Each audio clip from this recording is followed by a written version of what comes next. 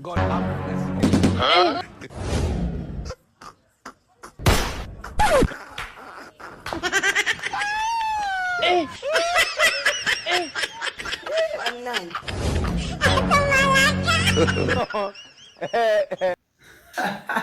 Watu wangu leo kukaa kwa sasa nanunulia sasa wife wake nguo. Hebu angalieni. Watu wangu sasa leo nimekuja hapa kwa Malidada shop bana. Tuko hapa kama imagine.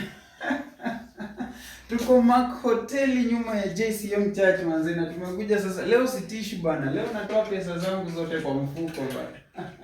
First lady manzi mkuja niwabalie nguo bana. Hebu imagine only 3500 badala ya 6000 bana. Nguo mali safi na hii inatoka na only 2500. Guys, mkujeni haraka DM yangu niwapatie nguo bana. Niwapatie deal moto moto mkienda wedding. Watu wana respect.